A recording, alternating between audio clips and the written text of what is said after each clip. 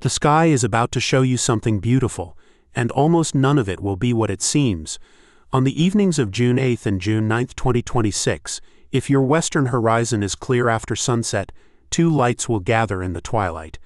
One will be Venus, the other will be Jupiter. They will be the two brightest planets visible from Earth, and for a short time they will appear so close together that you could cover the space between them with your smallest finger held at arm's length. To the eye it will feel like a meeting, two worlds almost touching, a quiet conjunction in the evening sky, but nothing is touching, nothing is nearby. One of those worlds is a rocky planet orbiting inside Earth's path around the Sun. The other is a giant planet far beyond Mars, beyond the asteroid belt, massive enough to hold storms larger than Earth itself. They will not be close in space. They will only be close on the surface of your vision. The sky will flatten the solar system into a picture. Your eyes will accept the picture. Your mind will have to do the rest. That is where astronomy begins. Not with a telescope, not with an equation, not even with the stars. It begins with suspicion. It begins with the feeling that the night sky is lying to you. Welcome to Dark Matter Radio. Tonight we are using a simple sky event as a doorway into something much larger. Venus and Jupiter will appear together in June 2026. It will be easy to see. You will not need a telescope. You will not need to know the names of constellations. You will only need to look west after sunset and wait for the twilight to deepen. But the deeper story is not just that two planets are passing each other in the sky. The deeper story is that human beings spent thousands of years looking up at similar meetings, trying to understand whether the heavens were a dome, a machine, a clock, a set of divine messages, or a geometry so large that our senses could not naturally grasp it. A conjunction is a visual event. It happens when objects in the sky appear close together from our point of view. The phrase sounds clean and technical, but the experience is older than the word. A shepherd in Mesopotamia could see it. A navigator in the Indian Ocean could see it.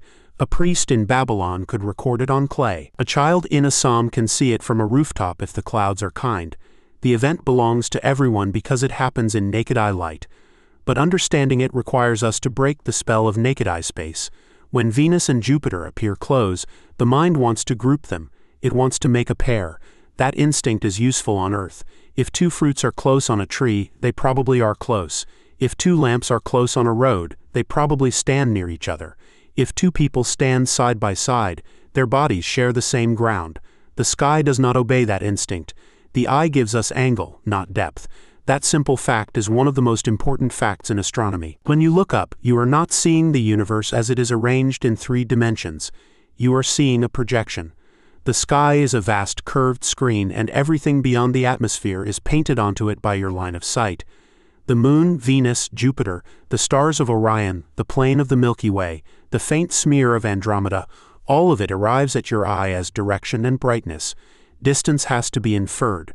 Motion has to be decoded. Scale has to be fought for. It is not. It is a map with the depths removed. Imagine standing on a long road at night. Far ahead, 2 headlights appear close together. You do not know whether they belong to 1 car, 2 cars, or a truck and a motorcycle. You do not know how far apart the vehicles are because distance has collapsed into a small pattern of light. Your brain waits for motion. It waits for change. It waits for parallax, the tiny shift that reveals depth when you move your head or when the objects move relative to each other. That is why the sky was never just scenery. It was a record. Every clear night added another entry to a slow investigation. The strange thing is that the illusion is not a flaw in the sky. It is a flaw in our scale. Our eyes evolved for trees, rivers, faces, tools, predators, and firelight. They did not evolve to measure orbital distances. They were not built to know that Venus can look enormous in the evening while remaining smaller than Earth, or that Jupiter can look like a bright star while containing more mass than all the other planets combined. Vision gives us survival, not cosmology. That discipline began long before modern instruments. Ancient sky watchers noticed that most stars kept their patterns. The stars rose and set. They wheeled across the night. Different constellations dominated different seasons. But the patterns themselves were stable enough to become memory. The same bright arrangements returned again and again. Then there were the wanderers. The word planet comes from an ancient Greek term for wandering star. It is a beautiful name because it preserves the confusion. To early observers, planets looked like stars, but they did not behave like fixed stars. Night after night they changed their positions against the background. They drifted along a narrow highway in the sky. Sometimes they slowed, sometimes they reversed direction, sometimes they disappeared into sunlight and came back on the other side. Modern astronomy does not destroy that wonder, it deepens it. The planets appear to wander because we are not standing still. Earth is moving too. We live on a spinning planet that orbits the sun while other planets move on their own paths at different speeds and distances.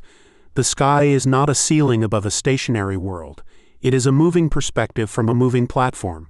That single shift changes everything. The real arrangement is not a perfect set of flat circles. Planetary orbits are slightly elliptical. They are tilted by small amounts. They are disturbed by gravity. But compared with the enormous scale of the system, the major planets orbit in roughly the same plane. That plane is inherited from the disk of gas and dust that surrounded the young sun more than 4.5 billion years ago.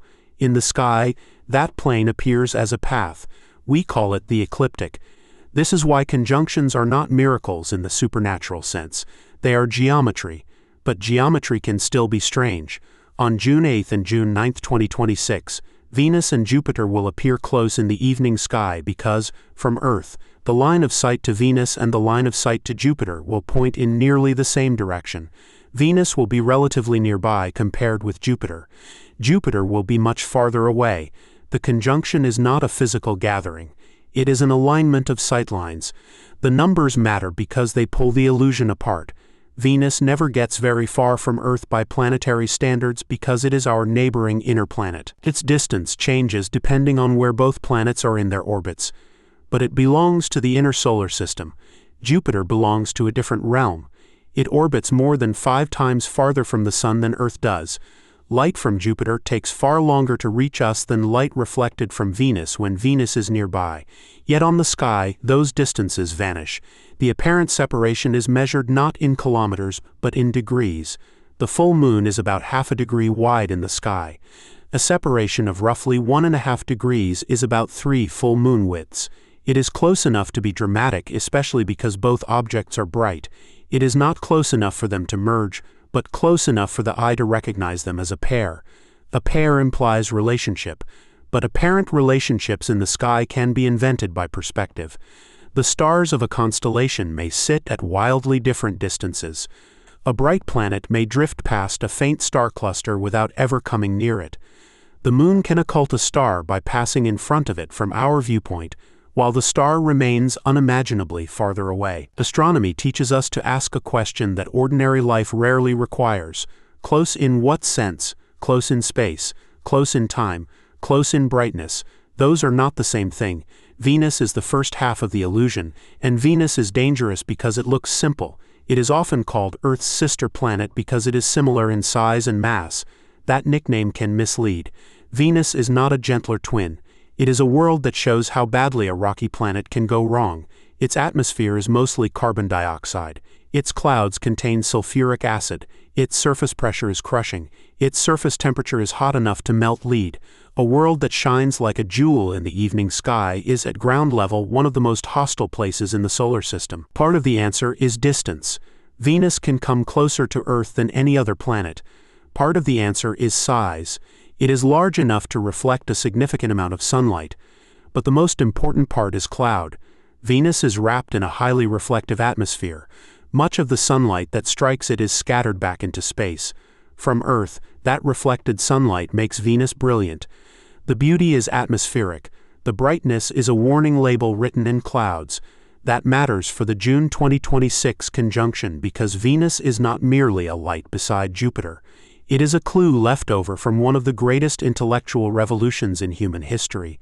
The same object that dazzles the naked eye helped prove that Earth is not the center of all motion. Venus also teaches us about the geometry of inner planets. Because it orbits closer to the Sun than Earth does, it never appears far from the Sun in our sky. You will not see Venus high overhead at midnight. It is an evening star or a morning star because, from our point of view, it stays near the Sun's direction. It emerges after sunset or before sunrise, always tied to twilight. That is why the conjunction will be seen after sunset, low toward the west. Venus belongs to the bright boundary between day and night. It is a planet of thresholds. Jupiter can dominate the night for months when it is well placed. At opposition, when Earth lies between Jupiter and the Sun, Jupiter rises as the Sun sets and can shine all night. It is far away, but it is enormous. Its atmosphere is striped by jet streams. Its great red spot is a storm that has lasted for centuries. Though it has changed over time, its magnetic field is gigantic. Its moons form a miniature system. Io is volcanic. Europa hides a global ocean beneath ice. Ganymede is larger than Mercury. Callisto is ancient and battered. Through binoculars or a small telescope, Jupiter stops being a point and becomes a system. Galileo saw the 4 large moons in 1610. He watched them change position night after night. Those moons showed that not everything orbited Earth. Here was a small family of worlds moving around Jupiter. The universe had more than one center of motion. They will look like simple dots. They are not simple dots. The hardest thing to accept about the sky is that it is both honest and deceptive. But the arrangement is deceptive because your eye receives all those photons on the same curved surface of perception. It cannot directly tell which light traveled minutes longer, which object is larger, which object is nearer, which object is moving faster, or which apparent pairing is accidental.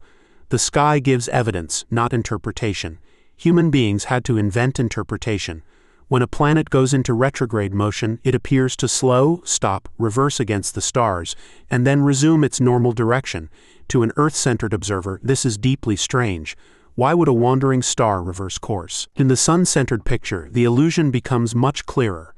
Earth and the other planets are all moving. When Earth overtakes an outer planet like Mars, the planet can appear to move backward against the background stars. Much like a slower vehicle on a road appears to drift backward as you pass it. The planet has not reversed its orbit. Your viewpoint has changed. Again, the sky lies by telling the truth from a moving platform. This history is often told as a series of victories, and in one sense it is. But there is another way to hear it. It is the story of human beings learning that the obvious interpretation of the sky was wrong. The sun does not go around Earth each day, even though it appears to. The stars are not fixed to a nearby dome, even though they appear to be. Venus and Jupiter will not be close together in space, even though they will appear to be. The universe keeps offering appearances that are locally convincing and globally false. Science does not begin by insulting the senses. It begins by respecting them enough to test them. The senses give the first data, but they do not get the final word. Everything you have ever seen in the sky is real light arranged by perspective. There is another layer to the June conjunction, and it is time. When you look at Venus, you are seeing reflected sunlight that left the Sun, hit Venus, and traveled to Earth. When you look at Jupiter, you are seeing reflected sunlight that has made a much longer journey. Both lights arrive in the same moment at your eye, but they do not belong to the same immediate planetary situation in the way your brain imagines. The sky is not only flat in appearance, it is layered in time. A conjunction is therefore a meeting of directions, not a meeting of objects, and also a meeting of light times, not a shared present. It is one of those moments where ordinary language begins to strain. We say Venus and Jupiter are close. We say they meet. We say they gather. These words are useful. They are also metaphors. The physical reality is stranger. A simple view is never simple. This is why the night sky has always produced both science and mythology. It is calm enough to contemplate and deceptive enough to invite stories. The wandering lights seem intentional because their movements are orderly. They seem alive because they change. They seem near because the dome of the sky has no visible depth. In the absence of a known mechanism, meaning rushes in. We should not mock that. Ancient people were not stupid for seeing significance in the planets. They were looking at a sky that clearly behaved differently from ordinary earthly things. They had no spacecraft, no spectroscopy, no radar ranging, no orbital simulations, no photographs from probes. They had eyes, memory, mathematics, and patience. The Venus-Jupiter conjunction is a modern public event because we can predict it precisely. We know when it will happen. We know where to look. We know roughly how far apart the planets will appear. We know that no physical meeting is taking place. We know that their closeness is perspective. We know this because generations of observers turned the sky from a mystery into a dynamical system. But prediction does not make it less beautiful. A predicted eclipse is still terrifying when the sun vanishes. A predicted meteor shower is still astonishing when a bright streak cuts the sky. A predicted conjunction is still moving because the human nervous system does not experience equations first. It experiences light. The ecliptic may be the most important invisible line you can learn in the night sky. You cannot see it directly. There is no glowing track. But if you watch the sun, moon, and planets long enough, the line reveals itself. The moon is near it. The planets are near it. The zodiac constellations lie along it. The word zodiac has accumulated layers of cultural meaning, but underneath those meanings is simple observational astronomy. It is the band of sky through which the sun, moon, and planets appear to move. The reason is physical. The solar system formed from a rotating disk. Conservation of angular momentum flattened the material into a plane. The planets formed within that disk. They kept orbiting near its plane. When we look outward from Earth, that plane cuts across our sky as the ecliptic. There is something almost haunting about that. A line you cannot see in the sky is a fossil of the sun's birth. The same plane that guides the apparent movement of Venus and Jupiter was set by the collapse of a cloud before Earth existed. The geometry of a June evening is connected to the angular momentum of a nebula more than 4 billion years ago. When you look west on June 8 or 9, you are not only seeing two planets, you are seeing the solar system. Remember how it formed. This is where a pretty conjunction becomes dark matter radio territory. A casual skywatcher sees two bright dots. A deeper view sees an entire architecture: inner planet, outer giant, shared orbital plane, moving Earth, twilight scattering, human perspective, historical astronomy, the unreliability of sight, the scale of space compressed into a finger width. The ordinary becomes unsettling because the ordinary was never actually ordinary. That accessibility matters. A person who has never used a star chart can still notice them. A person who thinks astronomy is distant can still experience the shock of recognition. There they are, two worlds in plain sight. But the simplicity is bait. The reason Venus is called the evening star is not because it is a star. It is because human language often preserves appearances long after science changes the explanation. Venus can blaze so brightly that people mistake it for an aircraft, a drone, or something stranger. It can hang in twilight with such intensity that it seems artificial. Its brilliance has fed stories for as long as people have watched the sky. Jupiter's brightness is different. It is steadier, less piercing than Venus, but still commanding. Jupiter can look like a regal star, bright but not frantic, a point of pale gold that refuses to twinkle as much as true stars often do. The sky has many layers of illusion. Some come from space, some come from air. Twilight itself is an atmospheric trick. After the sun has set for you, sunlight still strikes higher layers of the atmosphere and scatters. Blue wavelengths scatter strongly, filling the sky with lingering color. Dust, aerosols, clouds, and local conditions alter the palette. The planets appear in that fading glow because their reflected sunlight is bright enough to stand against it. On the conjunction evenings, observation will depend on local weather and horizon. The planets will be low toward the western sky after sunset. Trees, buildings, hills, haze, or monsoon clouds can block them. In many parts of India, early June brings changing weather. The event is global in principle, but the sky is always local in practice. A person in Guwahati may step outside into humid evening air, looking for a gap between clouds. Someone in Europe may watch from a garden. Someone in South America may see the same two planets from another twilight angle. The geometry is shared. The experience is personal. This is part of why sky events matter. They connect people to a common celestial clock without making everyone see exactly the same scene. The universe is not private, but every act of looking is. And still, from all those different places, the same mistake will be available. The mistake will be beautiful. Jupiter deserves more time because Jupiter is not merely the second light in the conjunction. It is the planet that changed our understanding of what a planet could be. Earth is a rocky world. Venus is a rocky world. Mars and Mercury are rocky worlds. They have surfaces you can imagine standing on, even if the conditions are terrible. Jupiter breaks that intuition. It is a gas giant, mostly hydrogen and helium, with no solid surface like Earth's. Descend into Jupiter, and you would not land in the ordinary sense. Pressure and temperature would rise until matter entered states unfamiliar to everyday life. Deep inside, Hydrogen may behave like a metallic fluid, conducting electricity and helping generate Jupiter's enormous magnetic field. When Jupiter appears beside Venus, you are seeing a giant reduced to a point. This reduction is part of the sky's cruelty. It takes vastness and makes it small. It takes depth and makes it flat. It takes violence and makes it quiet. Jupiter's atmosphere is not quiet. It is striped with belts and zones moving at different speeds. Storms rise and fade. The Great Red Spot persists as an enormous anticyclonic storm, shrinking and changing but still iconic. Lightning flashes in its clouds. Auroras glow near its poles, driven by powerful magnetic interactions. Its moon Io is kneaded by tidal forces until it becomes the most volcanically active world known in the solar system. Europa's ice may hide an ocean where chemistry and energy could create conditions relevant to life. The naked eye gives only the royal dot. Venus also hides its truth. Its clouds shine, but they conceal a runaway greenhouse world. Jupiter shines, but it conceals a planetary engine larger than our imagination easily holds. The conjunction therefore becomes a meeting of concealed realities. A hellish rocky world and a gigantic fluid world appear as two calm lights in the dusk. The sky removes their violence. Science restores it. The sky is beautiful because it simplifies. The universe is frightening because it does not. It is worth thinking about the phrase naked eye astronomy. The problem is that the naked eye alone cannot solve depth. A conjunction is perfectly visible without a telescope.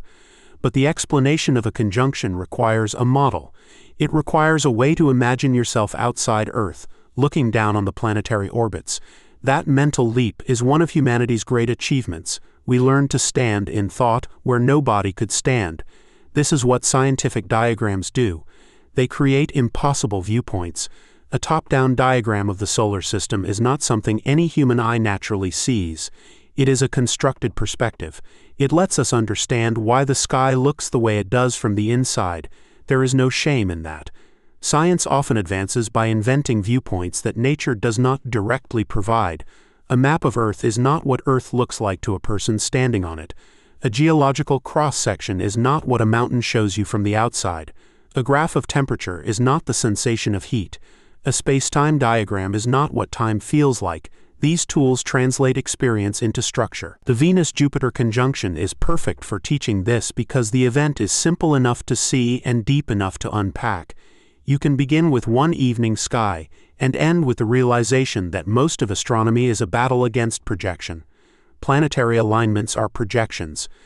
The Milky Way band is a projection of our position inside a disk of stars.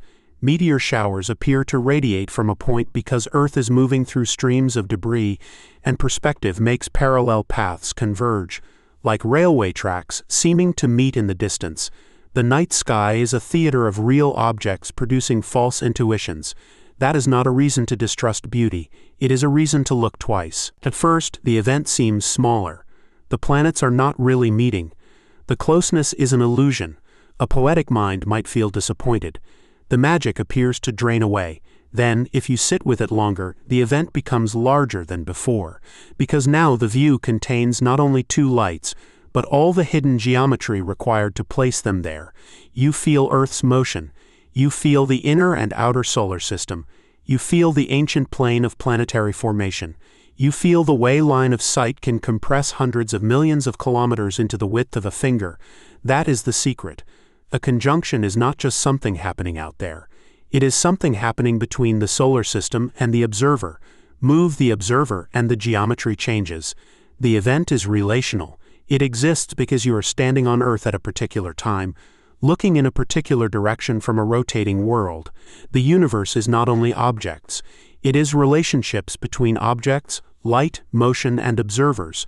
This is why astronomy can become philosophical without leaving science. The facts themselves force the question. What does it mean to see? What does it mean for something to appear? How often does reality arrive, filtered through perspective so deeply that the filter becomes invisible? We are always negotiating appearances. Science is not the denial of appearances. It is the art of asking which appearances correspond to physical structure and which are created by the conditions of seeing. The Venus-Jupiter conjunction gives that lesson gently. No disaster, no collision, no danger. Just two bright planets in a twilight sky asking you to notice that closeness can be a lie. a useful lie. A lie that invites investigation rather than fear. The ancient struggle to understand planetary motion is one of the great detective stories of the human mind. The problem is that nature is under no obligation to match natural intuition. The geocentric models became increasingly elaborate because the planets did not behave in simple circles around Earth. Mars showed retrograde loops. Venus stayed near the Sun. Mercury behaved similarly, but more tightly. Jupiter and Saturn moved slowly. The models could predict positions with mathematical devices, but the underlying picture grew strained. Copernicus did not instantly solve everything perfectly. His system still used circles and epicycles. But by placing Earth among the planets, he transformed the meaning of planetary motion. Earth was no longer the fixed platform from which everything else moved. Earth became one moving body among others. Then Newton connected the heavens and Earth through gravity. The same laws applied above and below.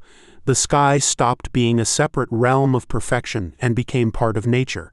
That transformation is hidden inside every modern conjunction prediction. When an astronomy site tells you that Venus and Jupiter will be close on June 8 and 9, 2026, it is not guessing.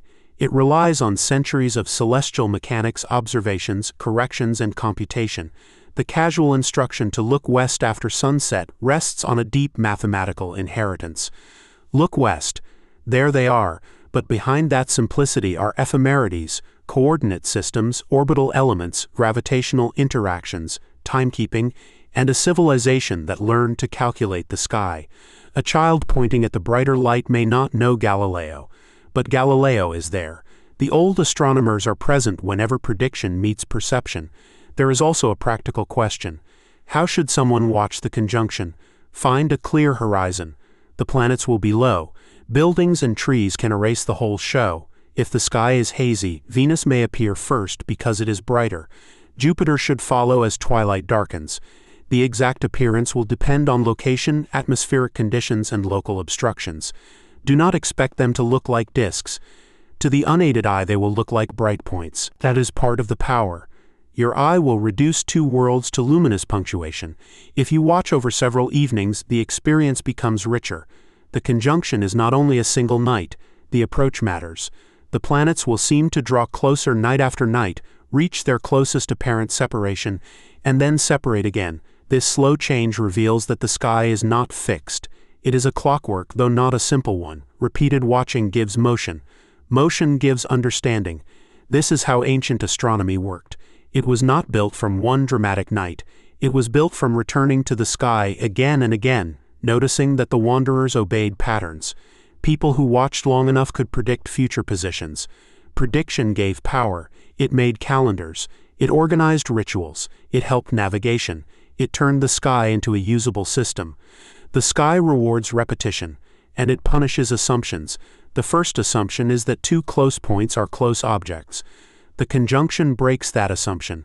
The third assumption is that modern people no longer need the sky. That may be the deepest mistake. We live in a time when the night sky is often treated as decoration. City lights wash it out. Screens replace it. Weather apps replace cloud watching. Navigation satellites replace the stars. Time comes from phones. Calendars come from software. The old dependence on the sky has been hidden beneath infrastructure. But the sky has not stopped mattering. A naked-eye conjunction can restore awareness for a moment. It reminds us that we are on a planet. That sentence sounds simple. It is not psychologically simple. Most of daily life allows us to forget it. We experience ground, not orbit. Weather, not atmosphere. Sunrise, not rotation. Seasons, not axial tilt and revolution. The night sky interrupts that forgetting. You are standing on one moving world, looking at two other moving worlds, all bound to the same star. There is no outside platform beneath your feet. The platform is falling around the sun. This is why astronomy produces vertigo. Not the fear of heights exactly. The fear of scale. The fear that the stable ground is only locally stable. The fear that common sense is a thin layer over motion we cannot feel. But if you do look, the event becomes part of human consciousness. The geometry enters memory. The sky's illusion becomes a lesson. That is a small act, but not a trivial one.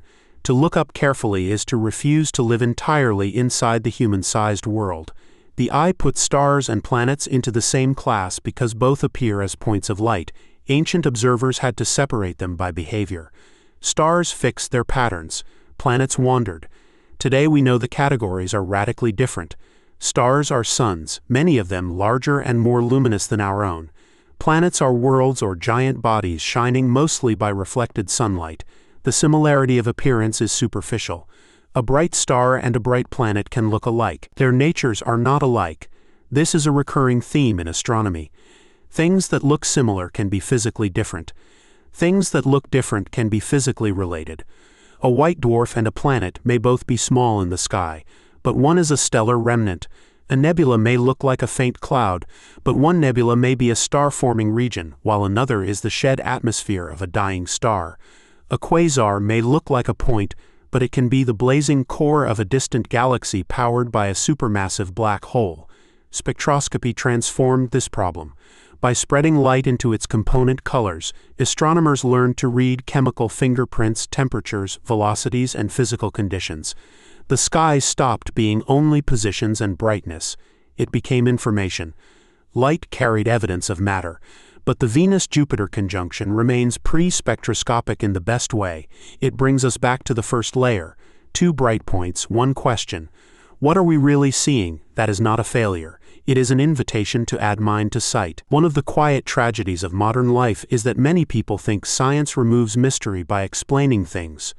Sometimes it does remove false mysteries, but often it reveals deeper ones.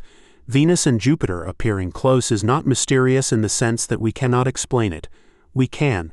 The mystery lies in the fact that explanation makes the scene more layered, not less. The more you know, the less flat the sky becomes. The moon gives a useful comparison. When the moon passes near a planet in the sky, people often photograph it. The crescent moon beside Venus is one of the most beautiful sights available to the naked eye. Yet the moon is much closer than Venus. The pairing is again a line-of-sight event. Sometimes the moon actually passes in front of a planet or star. From our viewpoint, this is called an occultation. The word has a mystical flavor, but the event is geometric. The nearer object blocks the farther one. Occultations are useful because they reveal positions with precision.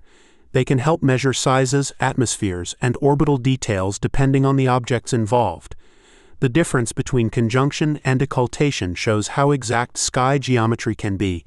A small change in observer location on Earth can determine whether the moon covers a star or merely passes close by it. The sky is not the same from everywhere. Still, the human mind may feel a kind of symbolic closeness. That is not scientifically wrong as long as we know what kind of closeness it is. Cultural meaning can attach to sky events. People can gather to watch. Photographers can frame the pair above a temple, a bridge, a city skyline, or a mountain ridge. The event can become a memory. It can matter personally without implying that the planets themselves are physically meeting. Science does not forbid meaning, it clarifies levels. At the physical level, line-of-sight geometry. At the historical level, part of a long tradition of watching the wanderers. At the personal level, maybe one evening when the sky made you feel small in a useful way. Confusion begins only when we collapse those levels. Again, close in what sense? The question protects us. The scale of the solar system is difficult because human minds prefer models that fit in a room. Those diagrams are useful lies. The sky is also a useful lie, but not one designed for us. Consider Venus and Jupiter again. In a typical classroom diagram, they may both sit as visible dots around the sun. The spacing looks manageable. In reality, the distance between inner planets and outer giants is vast. Spacecraft take months or years to move between worlds. Radio signals take measurable time. The asteroid belt is not a crowded field of tumbling rocks like films suggest, but a huge region where objects are separated by immense distances. This is where scale becomes almost cruel. The conjunction compresses Venus and Jupiter into a finger width, but the solar system itself is already tiny compared with interstellar space. The nearest stars remain so far away that the fastest spacecraft humanity has launched would take tens of thousands of years to reach them if aimed correctly. The sky makes all of this look like a ceiling of lights. A ceiling is intimate. The universe is not. Venus and Jupiter in twilight will soften that truth. They will look gentle. They will appear like ornaments, but behind them is scale. The little finger test captures the contradiction perfectly. Your finger can cover the apparent gap. Your finger cannot cover the real distance. A human hand can erase an angle in the sky while being meaningless against space itself. That is the kind of fact that stays with you. They move, they return. They brighten and fade. They appear in the morning or evening. They sometimes meet. They sometimes vanish into the sun's glare. Against the stable field of stars, they behave like agents. Modern science replaces agency with mechanics, but the emotional residue remains. When Venus appears after sunset, it still feels like an arrival. When Jupiter rises bright and steady, it still feels like presence. When the two appear close, it still feels like a sign, even if we know the sign is made by geometry. The task is not to become immune to that feeling. The task is to let the feeling coexist with accuracy. The June conjunction is not rare in the sense that no such thing has happened before.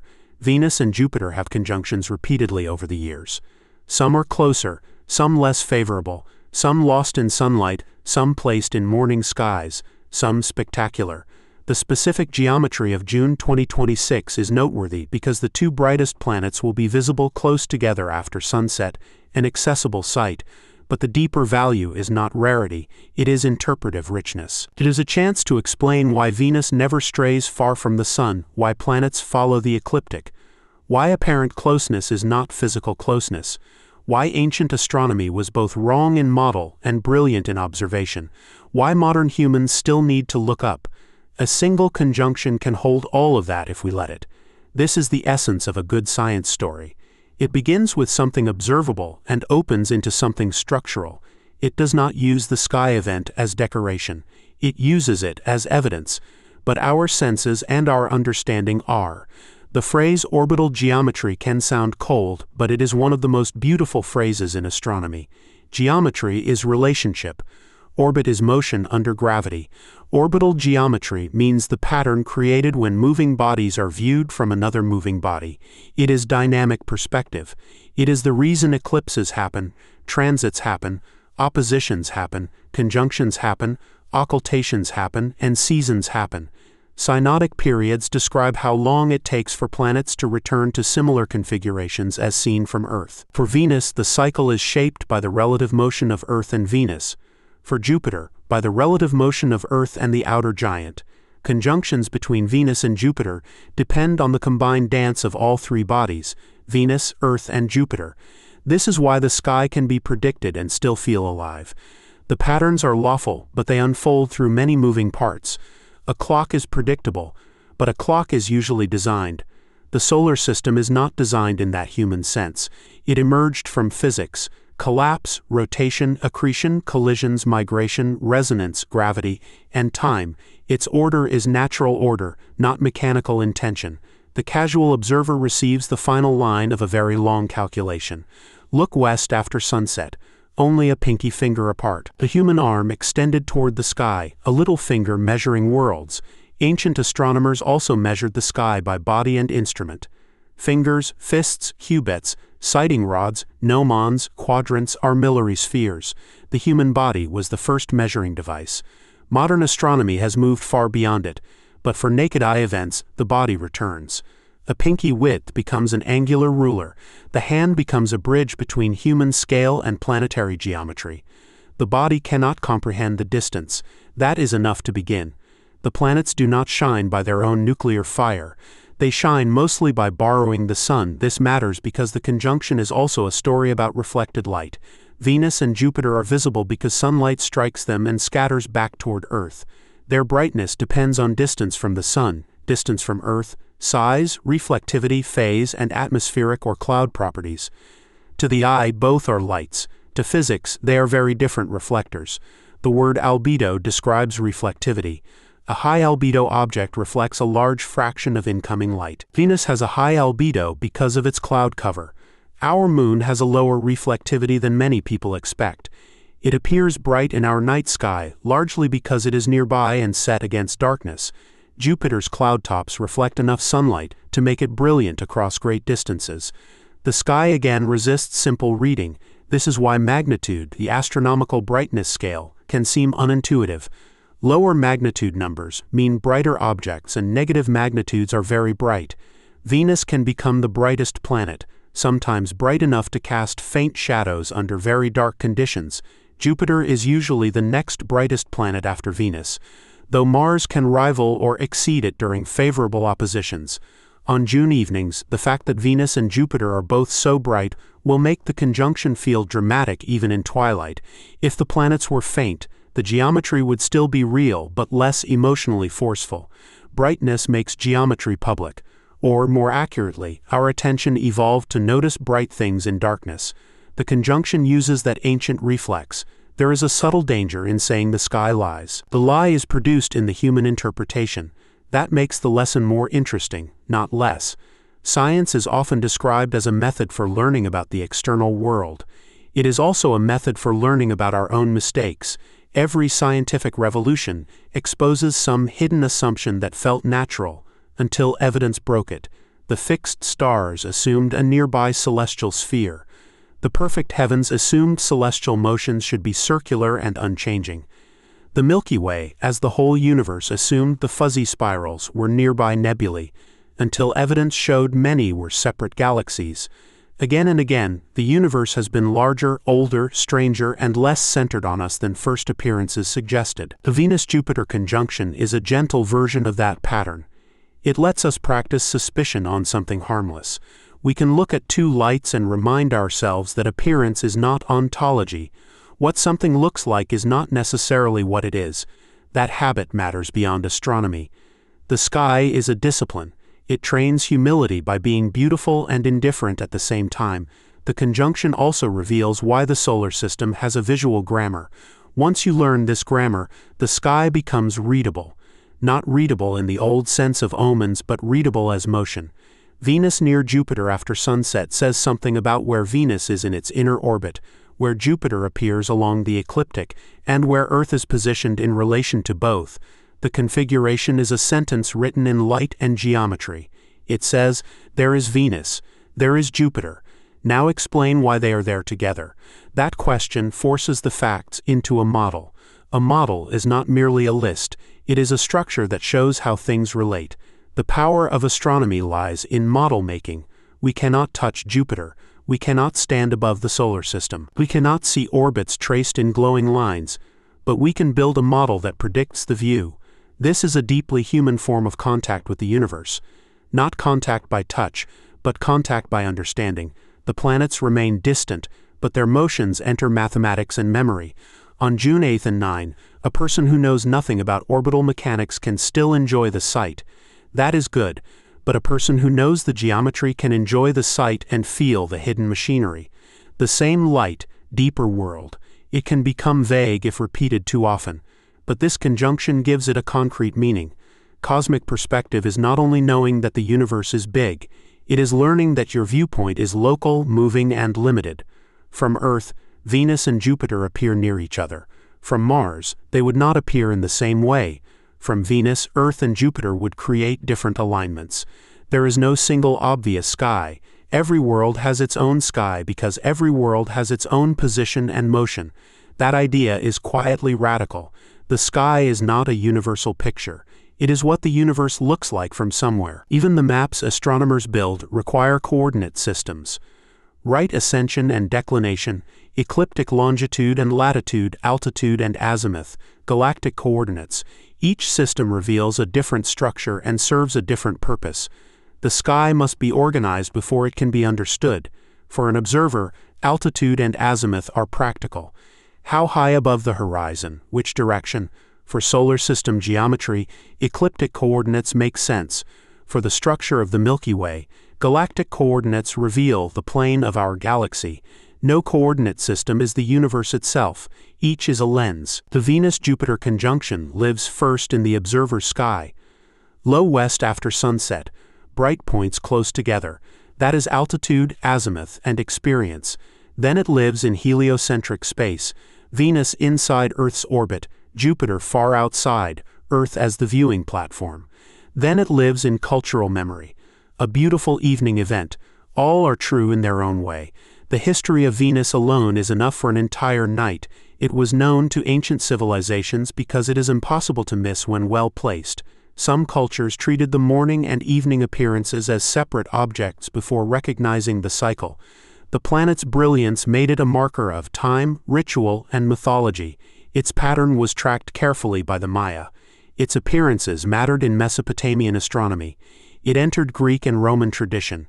It became the evening star in poetry and navigation. Modern spacecraft revealed the hidden world beneath the brightness. Radar mapped the surface through the clouds. Soviet Venera landers survived briefly on the surface and sent back images from a world of crushing pressure and furnace heat. Later missions studied its atmosphere, geology, and climate. Venus became not only a bright planet but a warning about greenhouse physics and planetary evolution. Jupiter carries its own history. Galileo's telescopic observations of Jupiter's moons helped undermine geocentrism. Later observations revealed bands, spots, rotation, and satellites. Spacecraft flybys and orbiters transformed Jupiter from a bright disk into a complex system.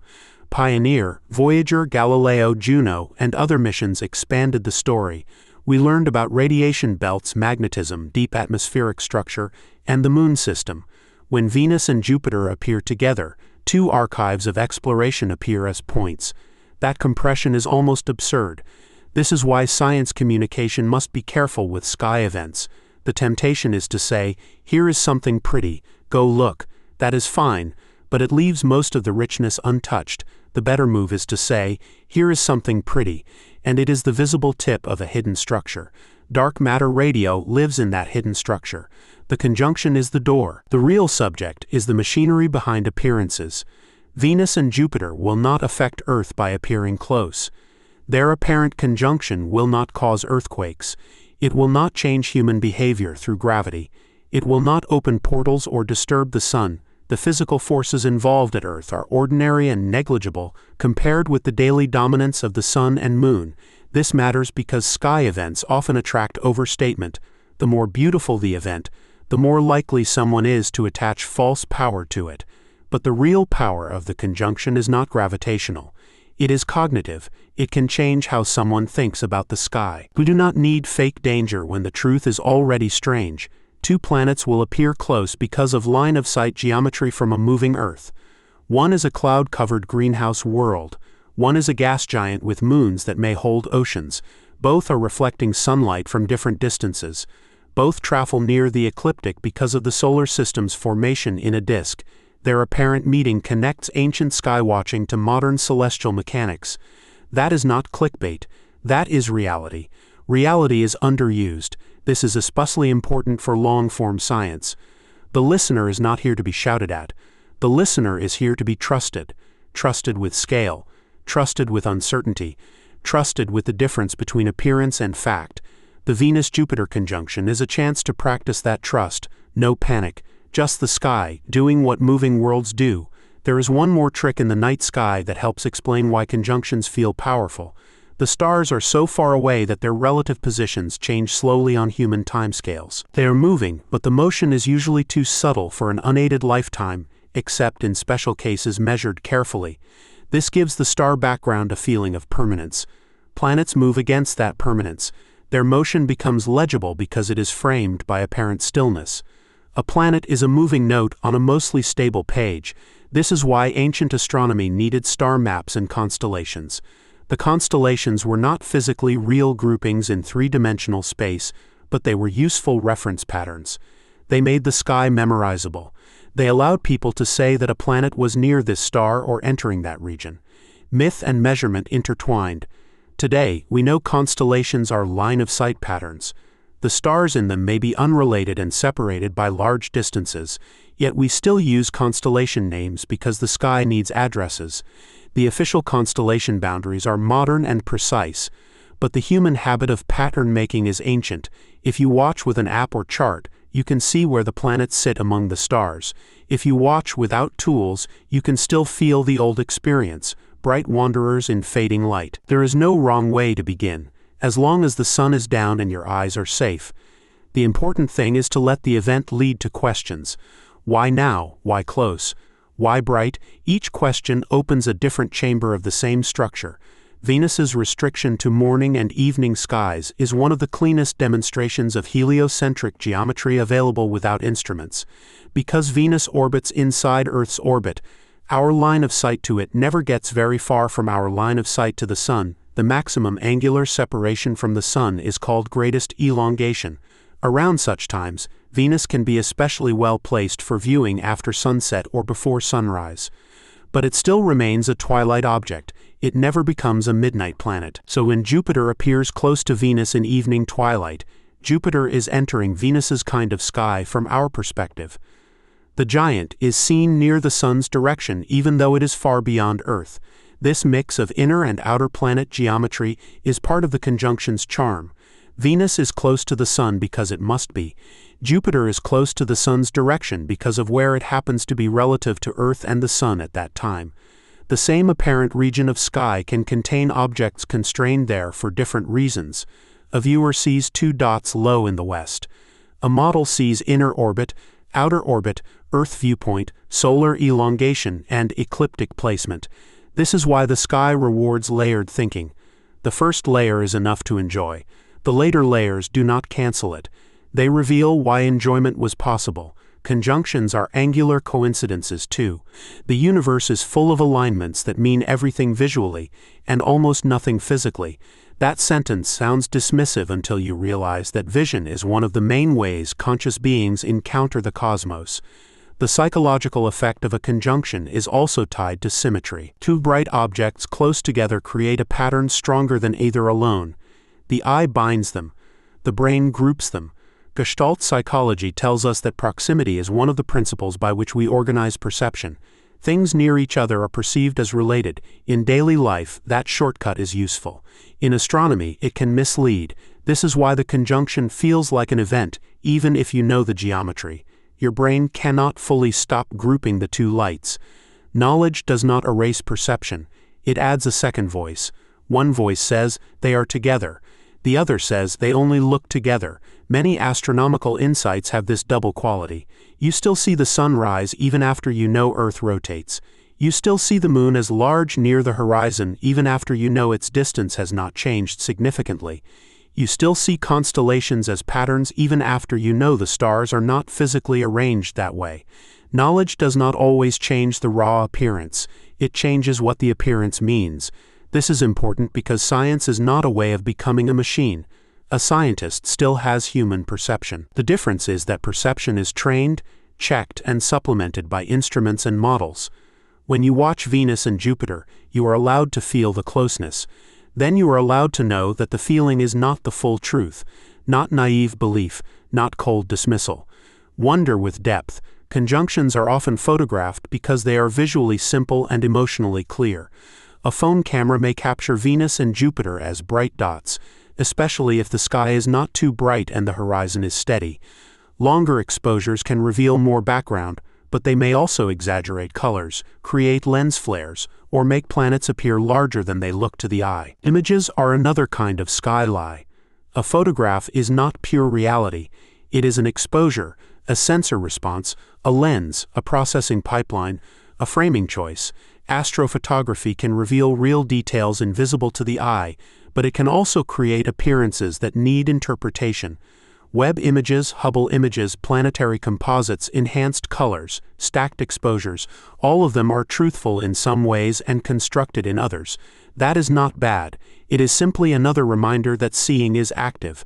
A good photograph of Venus and Jupiter above a landscape will tell a human truth about the evening. It may not tell a precise scientific truth about angular separation unless calibrated. It may make the planets look larger for dramatic effect. It may compress the horizon with a telephoto lens. It may turn the sky into art.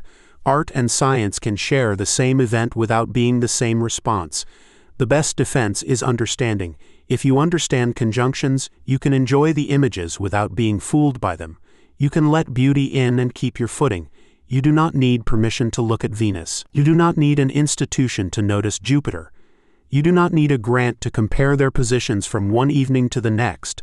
The heavens are not private property, even though access to dark skies is increasingly unequal because of light pollution, urban density, and weather. This public nature is important.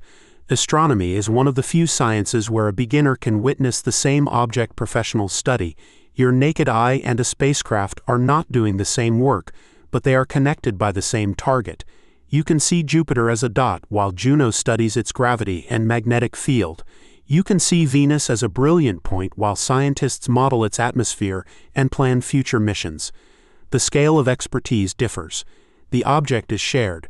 This is how a small event becomes a full episode, not by stretching it artificially, by following every thread it naturally contains.